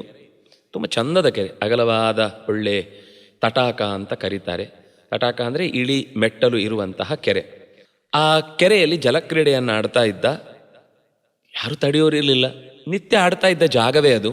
ಆ 12ನೇ ವರ್ಷ ಕಳೆದ ದಿನ ಮೃತ್ಯುವಲ್ಲಿ ಕಾಯ್ತಾ ಇತ್ತು ಅವನನ್ನು. ಇದ್ದಕ್ಕಿದ್ದಂತೆ ಹುಡುಗ ಮೇಲಿಂದ ಹಾರುವುದು, ಜೋರಾಗಿ ನೀರನ್ನು ಬಡಿಯುವುದು ಇತ್ಯಾದಿಗಳನ್ನು ನಿತ್ಯ ಮಾಡ್ತಾ ಇದ್ದ ಜಾಗ. ಎಲ್ಲ ಹುಡುಗರು ಅದನ್ನು ಬಹಳ, ಅವನ ಈ ಆಟಗಳನ್ನೆಲ್ಲ ಮೆಚ್ಚಿಕೊಂಡಿದ್ರು. ಅವನು ಈ 10 ಬಾರಿ ಹಾರುವಾಗ ಹುಡುಗರೆಲ್ಲ ಇನ್ನೂ ಹಾರು ಅಂದಾಗ ಒಂದು ಸರ್ತಿ ಬಹಳ ಮೇಲಿಂದ ಹಾರಿದವ, ಸ್ಪರ್ಧೆಯಿಂದ ಈಜಿ ಹಾರಿದವ ಏಳಲೇ ಇಲ್ಲ. ಅದೇನಾಗಿದೆ, ಕೆಳಭಾಗಕ್ಕೆ ಹೋಗಿ ಕೆಸರಿನಲ್ಲಿ ಕಾಲು ಹೂತು ಬಿಟ್ಟಿದೆ. ಉಳಿದ ಹುಡುಗರೆಲ್ಲ ಎಷ್ಟು ಹುಡುಕಿದ್ರು ಅವನ ಕೈ ಕಾಲು ಏನೂ ಸಿಗಲಿಲ್ಲ. ಬಹಳ ಆಳಕ್ಕೆ ಹೋಗಿಬಿಟ್ಟಿದ್ದ, ಏನು ಮಾಡಿದರೂ ಸಿಗಲಿಲ್ಲ. ಅದಕ್ಕೆ ಸರಿಯಾಗಿ ಏನಾಯಿತು ಅಂದರೆ ಜೋರು ಮಳೆ ಬರಲಿಕ್ಕೆ ಶುರುವಾಯಿತು. ಮಳೆ ಬಂದದ್ದು ಅಂದ್ರೇನು, ಅದರ ಸುತ್ತಮುತ್ತಲಿನ ಎಲ್ಲ ಜಾಗಗಳಿಂದ ಇದ್ದ ಕೆರೆಯ, ಅದು ಬಹಳ ಎತ್ತರದ ಕೆರೆ, ಮೇಲಿನ ಭಾಗದ ತನಕ ನೀರು ತುಂಬಿಕೊಂಡು ಬಿಡ್ತು. ಹುಡುಗರೆಲ್ಲ ಓಡಿ ಬಂದು ತಂದೆ ತಾಯಿಗಳಿಗೆ ಹೇಳಿದರು, ಹೀಗಾಗಿದೆ, ಏನು ಮಾಡೋದು ಗೊತ್ತಾಗ್ತಿಲ್ಲ. ಆ ತಂದೆ ತಾಯಿ ಇಬ್ಬರೂ ಕೂಡ ಅದೇ ಮಳೆಯಲ್ಲಿ ನೆಂದುಕೊಂಡು ಅವನನ್ನು ಹುಡುಕುವುದಕ್ಕೋಸ್ಕರ ಹಲವು ಪ್ರಯತ್ನಗಳನ್ನು ಮಾಡಿದರು. ಏನು ಮಾಡಿದರೂ ಶವ ಸಿಗಲಿಲ್ಲ. ಸಂಸ್ಕಾರ ಆಗಬೇಕಲ್ವ, ಇಲ್ಲೇ ಬಿದ್ದದ್ದು ಅಂತ ಗೊತ್ತಿದೆ. ಆ ಮಗುವಿನ ಹೆಣವನ್ನು ತೆಗೆದು ಸಂಸ್ಕಾರವಾದರೂ ಮಾಡಬೇಕಲ್ವ, ಆ ಮಾಡುವ ಅವಕಾಶವೇ ಸಿಗದಂತೆ ನೀರು ನಿರಂತರ ಹರಿತಾ ಇತ್ತು. ಈ ಗಂಡ ಹೆಂಡತಿ ಇಬ್ಬರೂ ಕೂಡ ತುಂಬ ವೈದಿಕ ಸಂಸ್ಕಾರದಿಂದ ಕೂಡಿದ್ದವರಾದ್ದರಿಂದ ಆ ಮಳೆಯಲ್ಲಿ ನೆನೆಯುವಾಗಲೂ ಅವರ ಪ್ರಜ್ಞೆ, ಇದು ದೇವರು ಕೊಟ್ಟ ಮಳೆ. ಮಳೆಯಲ್ಲಿ ಸ್ನಾನ ಮಾಡುವುದನ್ನು ದೇವ ಸ್ನಾನ ಅಂತ ಕರೀತಾರೆ. ದೇವರು ಇತ್ತ ನೀರಿನಲ್ಲಿ ಸ್ನಾನ ಮಾಡೋದು, ನಾವಿತ್ತ ಟ್ಯಾಂಕಿಯ ನೀರಲ್ಲ. ಟ್ಯಾಂಕಿನ ನೀರು ಅಂತ ಅನ್ನೋದು ಅದು ಒಂದು ಕಡೆ ಸಂಗ್ರಹ ಆಗಿ ಅದರ ಸತ್ವವನ್ನು ಕಳ್ಕೊಂಡು ಬಿಡುತ್ತೆ. ದೇವರಿತ್ತ ನೇರವಾದ ನೀರು ಅನ್ನೋದು ನಮಗೆ ಸ್ನಾನಕ್ಕೆ ಅತ್ಯಂತ ಪ್ರಶಸ್ತವಾದದ್ದು ಅಂತ. ಅದು ಸಂಗ್ರಹ ಮಾಡಿ ಎಲ್ಲ ಕಾಲದಲ್ಲೂ ಬರಲ್ಲ ಅನ್ನೋದಕ್ಕೋಸ್ಕರ ನಾವು ಸರೋವರದಲ್ಲೋ ನದಿಯಲ್ಲೋ ಸ್ನಾನ ಮಾಡ್ತೇವೆ. ಅವನು ಅದರ ಅನುಸಂಧಾನದ ಜೊತೆಗೆ ಮಗುವನ್ನು ಪಡೆಯುವ ಪ್ರಯತ್ನದಲ್ಲಿ ತನ್ನ ಎಲ್ಲ ನಿತ್ಯದ ಕರ್ತವ್ಯವನ್ನು ಆ ಮಳೆಯಲ್ಲಿ ನೆಂದುಕೊಂಡೇ ಮಾಡಿದ. ಮತ್ತೆ ಪ್ರಯತ್ನಿಸ್ತಾ ಇದ್ದಾನೆ, ಸಿಗ್ತಾ ಇಲ್ಲ. 1 ತಿಂಗಳಾಯಿತು. ಆ 1 ತಿಂಗಳು ನಿರಂತರ ದಿನನಿತ್ಯವೂ ಸ್ನಾನ, ಬಿಡದ ಮಳೆ, ನಿರಂತರ ಸ್ನಾನ, ನಿರಂತರ ಜಪ, ನಿರಂತರ ಅನುಷ್ಠಾನ, ನಿರಂತರ ಮಗುವಿಗಾಗಿ ಹುಡುಕಾಟ, ಭಗವಂತನಲ್ಲಿ ಪ್ರಾರ್ಥನೆ, ಇದು ಬಿಡದೆ ನಡೆದು ಹೋಯಿತು. ಜೊತೆಗೆ ಆಹಾರ ಸ್ವೀಕಾರ ಮಾಡಲಿಲ್ಲ. ತಪಸ್ಸಿನಂತೆ ಮಗುವಿನ ಹುಡುಕಾಟವನ್ನು ನಡೆಸಿದ. ಸುದೀರ್ಘ ಕಾಲದ ಈ ಪ್ರಯತ್ನಕ್ಕೆ ಭಗವಂತ ಮೆಚ್ಚಿದ. ಆದರೆ ಹಠ ಮಾತ್ರ ಗಾಢವಾಗಿತ್ತು. ಈ ಮಧ್ಯದಲ್ಲಿ ಒಂದು ಸಣ್ಣ ಕಥೆಯನ್ನು ಹೇಳ್ತಾನೆ ವಾಲ್ಮೀಕಿ. ಏನು ಅಂದರೆ, ನೀನು ಹಠ ಮಾಡಿ ಮಗನನ್ನು ಪಡೀಬೇಕು ಅಂತ ಪ್ರಯತ್ನ ಪಟ್ಟು. ನಮಗೊಂದು ಕಥೆ ಗೊತ್ತಿದೆ ಭಾಗವತದ್ದು. ಚಿತ್ರಕೇತು ಅನ್ನುವಂತಹ ಒಬ್ಬ ರಾಜ ನಾರದರ ಹತ್ರ ಹಠ ಮಾಡಿ ಮಕ್ಕಳನ್ನು ಪಡೆದು, ಮಗು ಆಗುವುದಿಲ್ಲ ಅನ್ನುವ ಯೋಗ ಗೊತ್ತಿದ್ರೂ ಕೂಡ ಪಡೆದ ಮಗು ನಿನಗೆ ಸುಖಕ್ಕಿಂತ ಹೆಚ್ಚು ದುಃಖ ಕೊಡುತ್ತೆ ಅಂತ ಎಚ್ಚರಿಸಿ, ಕೊನೆಗೂ ಆ ಮಗುವನ್ನು 6 ತಿಂಗಳೋ 8 ತಿಂಗಳು ಪಡೆದು ಕಳ್ಕೊಂಡ್ಮೇಲೆ ಅತ್ತ ಆ ಮಗುವನ್ನು ಮತ್ತೆ ಕರೆಸಿದ. ಹೆಣವನ್ನು ಮಾತ್ರ ನಾನು ನಿನ್ನಿಂದ ಪಡೆದದ್ದು, ಅದನ್ನು ಅಲ್ಲೇ ಬಿಟ್ಟಿದ್ದೇನೆ, ನನಗೆ ಆ ಶರೀರ ಬೇಡ, ನಾನು ಹೊರಡ್ತೇನೆ, ನನ್ನ ಅಪ್ಪ ಅಮ್ಮ ಬೇರೆ ಇದ್ದಾರೆ ಅಂತ ಹೇಳಿ ಹೋದ ಪ್ರಸಂಗ ನಮಗೆ ನೆನಪಾಗುತ್ತೆ. ಅವನು ಅದನ್ನು ನೆನಪಿಸ್ತಾನೆ. ಅದರಂತೆ ನೀನು ಹಠ ಮಾಡಿ ಪಡೆದೆ. ಇನ್ನೊಂದು ಸಣ್ಣ ಕತೆ ಹೇಳ್ತಾನೆ. ಒಬ್ಬ ಧನು ಅಂತ ಮುನಿಶ್ರೇಷ್ಠ ಇದ್ದ. ಅವನಿಗೆ ಮಕ್ಕಳು ಎಷ್ಟು ಸರ್ತಿ ಹುಟ್ಟಿದ್ರು ಸತ್ತೋಗ್ತಿದ್ರು. ಮಗುವನ್ನು ಚಿರಾಯುವಾಗಬೇಕು ಅಂತ ಅವನು ಎಷ್ಟು ಪ್ರಾರ್ಥನೆ ಮಾಡಿದರೂ ಅದು ಫಲಿಸ್ತಿರ್ಲಿಲ್ಲ. ಕೊನೆಗೆ ಒಂದು ಘೋರ ತಪಸ್ಸು ಮಾಡಿದ. ಸಾವಿರಾರು ವರ್ಷಗಳ ತಪಸ್ಸಿಗೆ ದೇವತೆಗಳು ಮೆಚ್ಚಿದ್ರು. ಮುನಿ ಹಾಗೆ ಕೈ ಮುಗಿದು ಒಂಟಿಗಾಲಲ್ಲಿ ನಿಂತಿದ್ದಾಗ ದೇವತೆಗಳು ಬಂದು ಹೇಳಿದ್ರು, ಏನಪ್ಪ ಬೇಕು ನಿನಗೆ? ಬಯಸಿದ ವರ ನಾವು ಕೊಡ್ತೇವೆ. ಆಗ ದೂರದಲ್ಲಿ ಒಂದು ಬಹಳ ಎತ್ತರದ ತಾನೂ ಸುಮಾರು ಒಂದು ಸಾವಿರಾರು ವರ್ಷಗಳಿಂದ ಓಡಾಡಿದವ, ಅಲ್ಲಿಂದ ಇಲ್ಲಿ ತನಕ ಆ ಬೆಟ್ಟ ಅಲ್ಲಾಡಿಲ್ಲ. ಆ ಬೆಟ್ಟವನ್ನು ತೋರಿಸಿ ಹೇಳ್ತಾನೆ, ಆ ಬೆಟ್ಟ ಎಲ್ಲಿ ತನಕ ಇರುತ್ತೋ ಅಲ್ಲಿ ತನಕ ನನಗೆ ಈಗ ಮುಂದೆ ಹುಟ್ಟುವ ಮಗು ಬದುಕಿರಬೇಕು ಅಂತ ಕೇಳಿದ. ದೇವತೆಗಳು ಅಸ್ತು ಅಂದರು. ಆ ಹುಡುಗ ಹುಟ್ಟಿದ ಮೇಲೆ ಪುಟ್ಟ ಮಗುವಾಗಿದ್ದಾಗ ತಂಟೆ ಅನ್ನೋದು ಸಹಜ, ಅದು ಸಹ್ಯವಾಗಿತ್ತು. ಆದರೆ ಬೆಳೆದ ಮೇಲೂ ಮುನಿಗಳನ್ನು ಪೀಡಿಸತೊಡಗಿದ. ಮನೆಗಳಿಗೆ ಹೋಗಿ ಉಪದ್ರವ ಕೊಟ್ಟ. ಬಂದ ಅತಿಥಿಗಳನ್ನು ಓಡಿಸಿದ. ಮನೆಯಲ್ಲಿದ್ದ ದನಕರುಗಳನ್ನು ಹಿಂಸಿಸಿದ. ಊರಿನಲ್ಲಿದ್ದ ಎಲ್ಲ ಜನರಿಗೂ ಕೂಡ ಹಾನಿ ಮಾಡಿದ. ಅಷ್ಟರಲ್ಲಿ ಆ ಊರಿಗೆ ಒಬ್ಬ ಸಾಯಂ ಗೃಹಿಯಾಗಿ ಎಲ್ಲೋ ಒಂದೊಂದು ಕಡೆ ಒಂದೊಂದು ರಾತ್ರಿ ಉಳ್ಕೊಳ್ತಿದ್ದಷ್ಟೆ ಅಂತ ಒಬ್ಬ ಪರಿವ್ರಾಟ್, ಒಬ್ಬ ಊರೂರು ತಿರುಗುವವ. ಅವನು ಬಹಳ ಕೋಪಿಷ್ಠ. ಆದರೆ ಕಾರಣ ಇಲ್ಲದೆ ಯಾರನ್ನು ಕೂಡ ಮಾತನಾಡಿಸ್ತಿರಲಿಲ್ಲ. ಅವನ ಪಾಡಿಗೆ ಅವನು ಒಂದು ನದಿ ತೀರದಲ್ಲಿ ಕೂತ್ಕೊಂಡು ಶಾಲಗ್ರಾಮದ ಪೂಜೆಯನ್ನು ಮಾಡ್ತಾ ಇದ್ದ. ಮಾಡುವಾಗ ಈ ಹುಡುಗ ನೋಡಿದ, ಏನೋ ಕಲ್ಲನ್ನು ಇಟ್ಕೊಂಡು ಪೂಜೆ ಮಾಡ್ತಾ ಇದ್ದಾರೆ ಅಂತ ಅನ್ನಿಸ್ತು. ಅವನು ವಸ್ತುತಃ ಅದೇ ಥರ ಮನೆಯಲ್ಲಿ ನಿತ್ಯ ಅಂಥ ಕಾರ್ಯವನ್ನು ಮಾಡ್ತಾ ಇರುವ ಅಪ್ಪನನ್ನು ನೋಡಿಯೂ ಅವನಿಗೆ ಅದೆಲ್ಲ ಸಂಸ್ಕಾರ ಬೀಳಲೇ ಇಲ್ಲ ತಲೆಗೆ. ಅದು ಯಾವತ್ತೂ ಅದನ್ನು ಹಚ್ಕೊಳ್ಳೇ ಇಲ್ಲ. ಅವನು ಬಂದ, ಅವನಿಗೆ ಕಿರಿಕಿರಿ ಮಾಡಬೇಕು ಅಂತ ಅವನು ಪೂಜೆ ಮಾಡ್ತಾ ಇದ್ದ ಶಾಲಗ್ರಾಮವನ್ನು ತೆಗೆದು ನದಿಗೆ ಎಸ್ತು ಬಿಟ್ಟ. ಅವನ ಕಣ್ಣ ಮುಂದೆನೆ ಬಂದವನು. ತುಂಬ ಸಿಟ್ಟು ಬಂತು ಅವನಿಗೆ. ಬಹಳ ಗೌರವದಿಂದ ಅವನು ಸಂಪಾದಿಸಿದ ಶಾಲಗ್ರಾಮವಾಗಿತ್ತು ಮತ್ತು ಅದರ ಬಗ್ಗೆ ಭಾರೀ ಗೌರವ ಇತ್ತು. ದೇವರ ಪೂಜೆ ಮಾಡುವಾಗ ಆದ ಅಡ್ಡಿ, ಕೋಪ ಜೋರಾಗಿ ಬಂತು. ಬರಬಾರ್ದಿತ್ತು ಅಂತ ಅನ್ಕೊಂಡ್ರೆ ಅವನ ಕೈ ಮೀರಿ ಬಂದ ಕೋಪಕ್ಕೆ ಸತ್ತು ಹೋಗು ಅಂತ ಶಪಿಸಿದರೆ ಏನೂ ಆಗಲಿಲ್ಲ. ಸತ್ತು ಹೋಗಂದ್ರೆ ಅವನು ನಗ್ತಾ ಇದ್ದಾನೆ. ಮತ್ತೆ ತಪ್ಪಿಸಿ ಸತ್ತೋಗಿದ್ರೆ ಮತ್ತೆ ನಗ್ತಾ ಇದ್ದಾನೆ. ಇವನಿಗೆ ಆಶ್ಚರ್ಯ ಇತ್ತು, ಇವನು ಯಾವ ರಾಕ್ಷಸ ಇವನು ಈ ಥರ? ಎಷ್ಟು ಸಲ ಸಾಯಿ ಅಂದರೂ ಸಾಯ್ತಾ ಇಲ್ಲ, ನಮ್ಮ ಪ್ಲಾಸ್ಟಿಕ್ ಇದ್ದ ಹಾಗೆ. ಏನು ಮಾಡಿದ್ರು ಸಾಯ್ತಾ ಇಲ್ಲ, ಏನು ಮಾಡಿದ್ರು ಉಪಸಂಹಾರ ಮಾಡ್ಲಿಕ್ಕೆ ಆಗ್ತಾ ಇಲ್ಲ. ಏನು ಮಾಡೋದು ಅಂತ ಗೊತ್ತಾಗಲಿಲ್ಲ ಅವನಿಗೆ. ಸ್ವಲ್ಪ ಹೊತ್ತು ಸ್ವಲ್ಪ ಸಮಾಧಾನ ಮಾಡಿದ. ಅಲ್ಲಿ ತನಕ ಯಾಕೆ ಸಿಗಲಿಲ್ಲ ಅಂದರೆ ಅವನಿಗೆ ಶಾಪದ ಫಲ ಯಾಕೆ ಒದಗಲಿಲ್ಲ ಅಂದರೆ ಅಷ್ಟೊತ್ತು ಸಿಟ್ಟಿನಲ್ಲೂ ಹೇಳ್ತಿದ್ದ. ಸ್ವಲ್ಪ ಹೊತ್ತು ಶಾಂತನಾದ ಮೇಲೆ ಅವನ ಕೃತ್ಯಕ್ಕೆ ಅವನಿಗೆ ಪಶ್ಚಾತ್ತಾಪವೂ ಇರಲಿಲ್ಲ. ಉಳಿದದ್ದು ಎಲ್ಲವನ್ನು ಕಾಲಿಂದ ಜಾಡಿಸಿ ನದಿಗೆ ಎಸ್ತ. ಮತ್ತೆ ನೀನೇನು ಮಾಡಿದ್ರು ನಾನು ಸಾಯಲ್ಲ ಅನ್ನುವ ಅಧಿಕಾರದ ಅಹಂಕಾರ ತುಂಬಿಕೊಂಡಿತ್ತು. ಯಾವಾಗ ಅವನು ಸಮಾಧಾನ ಧ್ಯಾನ ಮಾಡಿದ ಅವನಿಗೆ ಅರ್ಥ ಆಯಿತು, ಇವನು ಹೀಗೆ ಸಾಯುವವನಲ್ಲ, ಆ ಬೆಟ್ಟ ಒಡೆದರೆ ಮಾತ್ರ ಇವನು ಸಾಯ್ತಾನೆ ಅಂತ ಅವನಿಗೆ ಗೊತ್ತಾಯಿತು. ತಕ್ಷಣವೇ, ದೇವರೇ, ನಾನು ನಿನ್ನನ್ನು ಪ್ರೀತಿಸಿದ್ದು ಹೌದಾದರೆ ಈ ವ್ಯಕ್ತಿ ನನಗೆ ಮಾತ್ರ ಅಲ್ಲ ಉಪದ್ರವ ಕೊಡ್ತಾ ಇರೋದು. ಅವನಿಗೆಲ್ಲ ಗೊತ್ತಾಯಿತು ಆ ಹುಡುಗ ಎಷ್ಟು ಜನರಿಗೆ ಅನ್ಯಾಯ ಮಾಡಿದ್ದಾನೆ. ಅಂದರೆ ಆ ಎಲ್ಲ ಜನರ ಅನ್ಯಾಯದ ಫಲವನ್ನು ಅವನು ಉಣಬೇಕಾಗಿದೆ, ಅದಕ್ಕೆ ನಾನೇ ಶಿಕ್ಷೆಯನ್ನು ಕೊಡಬೇಕಾಗಿದೆ ಅಂತ ಗೊತ್ತಾಗಿ ಚಿಂತಿಸಿ ಲಕ್ಷಗಟ್ಟಲೆ ಕೋಣಗಳನ್ನು ಸೃಷ್ಟಿ ಮಾಡಿ ಅಷ್ಟೂ ಕೋಣಗಳು ಆ ಬೆಟ್ಟವನ್ನು ಅಗದು ಪುಡಿ ಮಾಡ್ತವೆ. ಪುಡಿ ಮಾಡಿದ ನಂತರ ನೀನಾಯಿತು, ಆಯುಷ್ಯ ಮುಗೀತು, ಹೊರಡು ಯಮಲೋಕಕ್ಕೆ ಅಂತ ಹೇಳಿದ ಮರುಕ್ಷಣದಲ್ಲಿ ಪ್ರಾಣವನ್ನು ಬಿಡ್ತಾನೆ.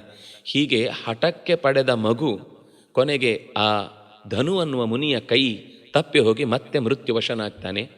ಆದರೆ ನಿನಗೆ ಮಾತ್ರ ಹಾಗಾಗಲಿಲ್ಲ. ಏನಾಯಿತು ಗೊತ್ತಾ? ನೀನು ಆ 1 ತಿಂಗಳುಗಳ ಕಾಲ ನಿರಂತರ ಉಪವಾಸ ಇದ್ದು, ದೇವರು ಕೊಟ್ಟ ಮಳೆಯಲ್ಲಿ ಮಿಂದು, ನಿನ್ನ ಕಾಲಕಾಲದ ಜಪವನ್ನು ಪ್ರಾರ್ಥನೆಯನ್ನು ಮಾಡ್ತಾ ಮಗುವಿನ ಹುಡುಕಾಟಕ್ಕೆ ನೀನು ಹಠ ತೊಟ್ಟಿ. ಆದ್ದರಿಂದ ನಿನಗೆ ಒಳ್ಳೆ ಫಲ ಸಿಕ್ತು.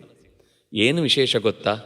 ನೀನು ಶುರು ಮಾಡಿದ ದಿನದಿಂದ, ಆ ಮಗು ಸತ್ತ ದಿನದಿಂದ ಮುಂದಿನ ಆ ಮಗು ಮರಳಿ ನಿನ್ನ ಕೈಗೆ ಸಿಗುವ ತನಕ, ಹೆಣ ಸಿಗುವ ತನಕವೂ ಕೂಡ ಅದು ಅಧಿಕ ಮಾಸವಾಗಿತ್ತು. ಆ ಅಧಿಕ ಮಾಸದ ಉದ್ದಕ್ಕೂ ನೀನು ಮಾಡಿದ ಸ್ನಾನ, ನೀನು ಮಾಡಿದ ಜಪ, ನೀನು ಮಾಡಿದ ಉಪವಾಸ, ನೀನು ಮಾಡಿದ ಪ್ರತಿಯೊಂದು ಪ್ರಾರ್ಥನೆಯ ಕರ್ತವ್ಯವೂ ಕೂಡ ಆ ಮಗುವಿಗೆ ಪರಮಾತ್ಮನ ವಿಶೇಷ ಅನುಗ್ರಹದಿಂದ ಬಹಳ ಕಾಲ ಬದುಕುವಂತೆ ದೇವರು ಅನುಗ್ರಹಿಸಿ ಶುಕದೇವನನ್ನು ನಿನ್ನ ಕೈಗೆ ಒಪ್ಪಿಸಿದ. ಯೋಗ ಇರಲಿಲ್ಲ, ಆದರೆ ದೇವರು ಯೋಗ್ಯತೆಯನ್ನು ಕಲ್ಪಿಸಿದರು. ಹಾಗಾಗಿ ನಿನ್ನ ಮಗು ನಿನಗೆ ಆಮೇಲೆ ಬದುಕಿನುದ್ದಕ್ಕೂ ಸಂತೋಷ. ಯಾಕೆಂದ್ರೆ ನೀನು ಯಾರಿಗೂ ಒಬ್ಬರಿಗೂ ಕೇಡನ್ನು ಬಯಸಿರಲಿಲ್ಲ. ಆ ದೀರ್ಘಕಾಲದ ನಿನ್ನ ತಪಸ್ಸು, ಜಪ, ಅನುಷ್ಠಾನ, ಪೂಜೆ ಎಲ್ಲವೂ ನೀನು ಹಿಂದೆ ನಡೆಸಿದ್ರಿಂದ ಈಗ ನೀನು ಏನು ಮಾಡದೇ ಇದ್ದರೂ ಕೂಡ ಈಗ ನಿನ್ನ ಕೈಯಲ್ಲಿ ಅಧಿಕಾರ ಇದೆ, ಒಳ್ಳೆಯ ಹೆಂಡತಿ ಇದ್ದಾಳೆ, ಮಕ್ಕಳ 5 ಜನ ನೀನು ಹೇಳಿದ್ದನ್ನು ಕೇಳ್ಕೊಂಡಿದ್ದಾರೆ, ನಿನ್ನ ಪುಣ್ಯದ ಫಲ ಮೀರಿ ನಡೀತಾ ಇದೆ. ಆದರೆ ಅದು ಒಂದು ದಿವಸ ಶಾಶ್ವತ ಅಲ್ಲ. ಯಾವುದೇ ನಾವು ಮಾಡುವಂತಹ ಲೌಕಿಕವಾದ ಪುಣ್ಯದಿಂದ ಸಂಪಾದಿಸಿದ್ದೇನಿದೆ ಅದು ಒಂದಲ್ಲ ಒಂದು ದಿವಸ ಈ ದೇಹವನ್ನು ಬಿಡಬೇಕು ಅಂದಾಗ ಆ ಪುಣ್ಯವು ಖಾಲಿ ಆಗಲೇಬೇಕು. ಅಲ್ಲಿಗೆ ಈ ಪುಣ್ಯ ಬರುವುದಿಲ್ಲ. ಅಲ್ಲಿಗೆ ಹೋಗಬೇಕು ಅಂದರೆ ಅವನನ್ನೇ ಪ್ರಾರ್ಥಿಸಿ ಮಾಡಿದ ಪುಣ್ಯ ಸಿಗಬೇಕು. ಅದನ್ನು ಪಡೆಯುವುದಕ್ಕೆ ನಿನಗೆ ಆ ಗಿಳಿ ಎಚ್ಚರಿಸಿ ಹೋಗಿದೆ.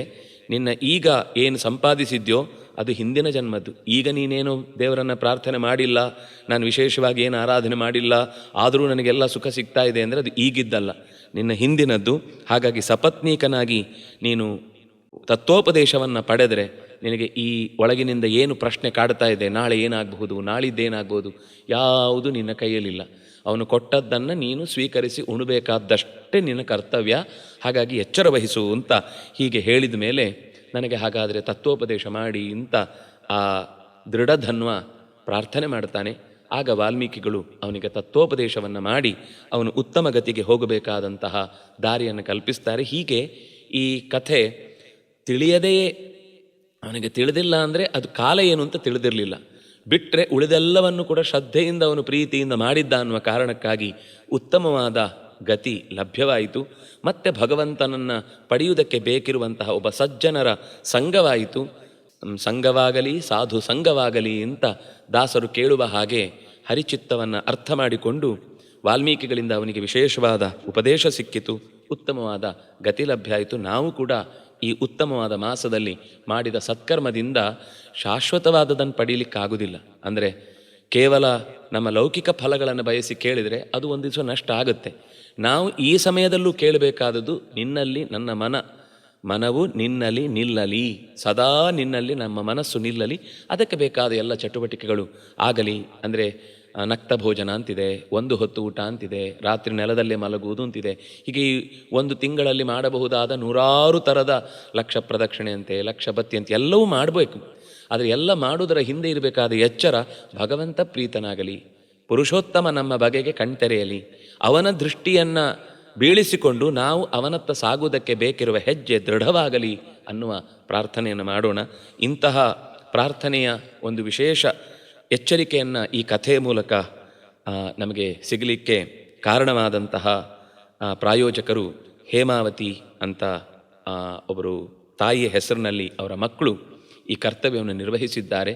ಆ ತಾಯಿಗೂ ಜೊತೆಗೂ ಆ ಮನೆಯ ಎಲ್ಲ ಮಕ್ಕಳಿಗೂ ಭಗವಂತನ ವಿಶೇಷ ಪ್ರೀತಿ ಅನುಗ್ರಹ ಲಭ್ಯವಾಗಲಿ ಅಂತ ಪುರುಷೋತ್ತಮನಲ್ಲಿ ಪ್ರಾರ್ಥಿಸಿ ಈ ಮಾತುಗಳನ್ನು ಮುಗಿಸ್ತಾ ಇದ್ದೇವೆ. ಶ್ರೀ ಹರಿಪ್ರಿಯತಾಂ ಶ್ರೀ ಕೃಷ್ಣಾರ್ಪಣಮಸ್ತು.